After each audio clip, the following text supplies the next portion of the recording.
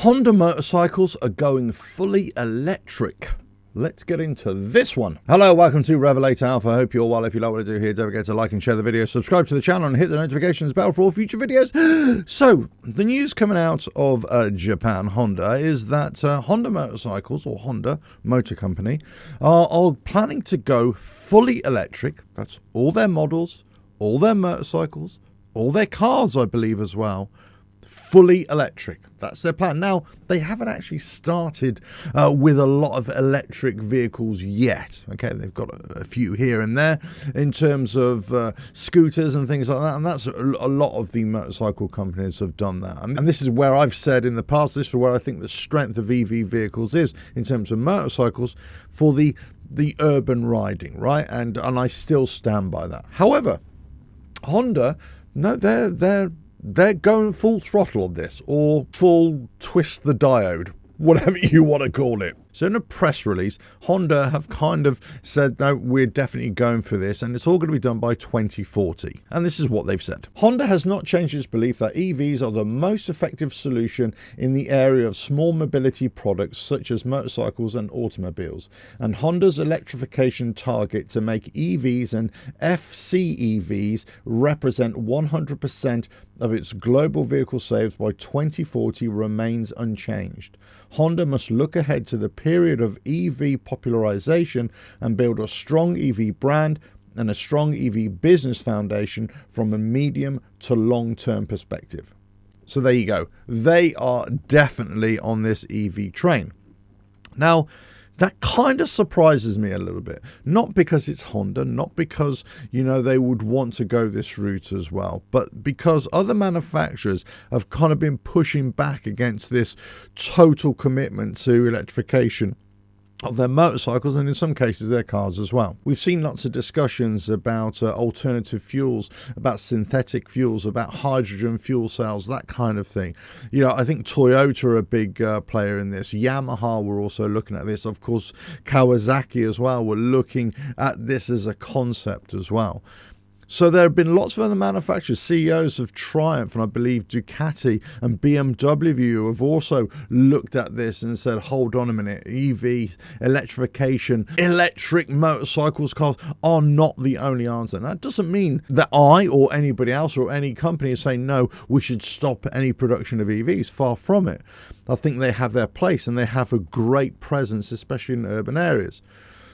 But it's the whole thing to say, no, we can't sell any petrol or diesel cars anymore or motorcycles, and it's got to be electric from 2035, 2040, let's say.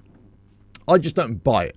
I just don't buy that that's the only way to go, and certainly for the future. Now, it may be that is the only route in the future, but I just don't buy it. I just don't think that that's the only thing we should do, and we should shut our eyes and close our ears to anything else.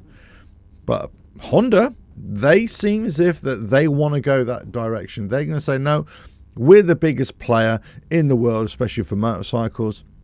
This is the way we're going to go. Now, we've also got to say that Honda, and also initially with the other three other major motorcycle manufacturers in Japan, but I think this has now grown to about 26 or even 30 companies around the globe.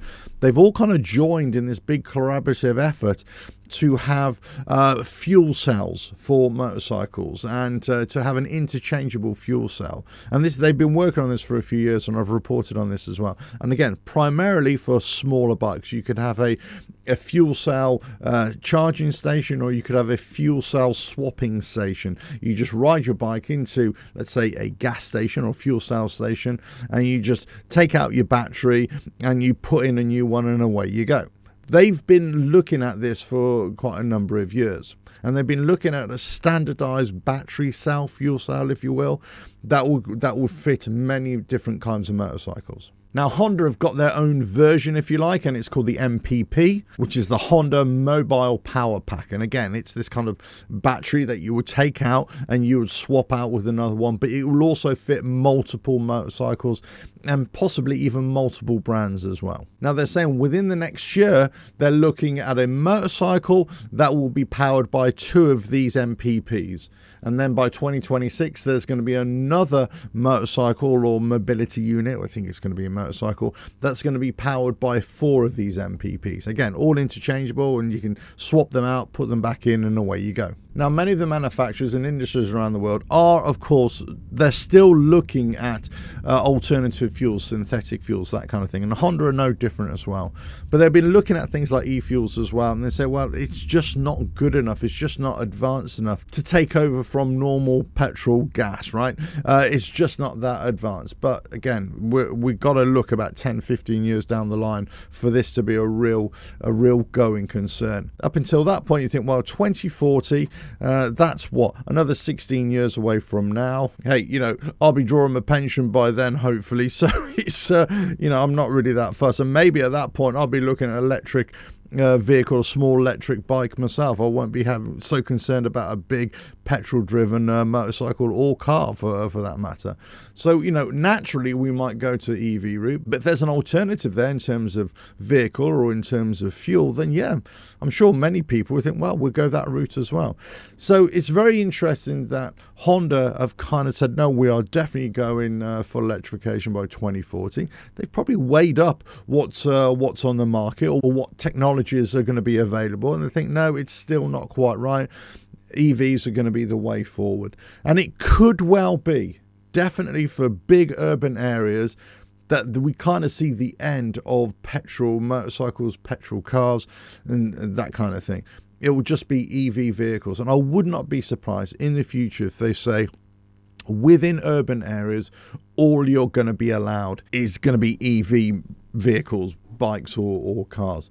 And yeah, I could see that happening, and I can see that's where the strength, especially of smaller motorcycles or smaller electric motorcycles or bikes, is going to be the big thing. And we even see it now within urban areas. You get electric bikes, electric scooters, you know, for hire, people whizzing around on those. So if we're talking about urban mobility, then that's actually, it's like the sensible choice, right? Yes, of course, we've got to think about the grid system and being able to charge everything. And I'm sure, you know, it will develop, and it is developing, and it's going to be able to cope. But it always comes back to the open road, the longer distances. How efficient is it going to be? How cost effective is it going to be to buy these vehicles? You would imagine that the price points are always going to come down in the future as more and more vehicles are produced. The economies of scale are going to come down as well. But you've also got to look at raw materials around the world as well. So there's going to be lots of questions over this whole process going forward. But Honda, they're sticking to their guns. Their press release is saying that it's 2040, totally electric. Let's see what happens. But the question is, in terms of motorcycles, are you going to miss your petrol bike? Are you going to welcome a new EV kind of wave, let's say? And when you're told that you cannot buy a petrol-driven motorcycle any longer in 2035, 2040, whatever it is, depending on where you are in the world, how are you going to feel about that? Let us know your thoughts in the comments below. If you like what I do here, don't forget to like and share the video, subscribe to the channel, and hit the notifications bell for all future videos. And I will catch you again on another video coming very soon. Bye now.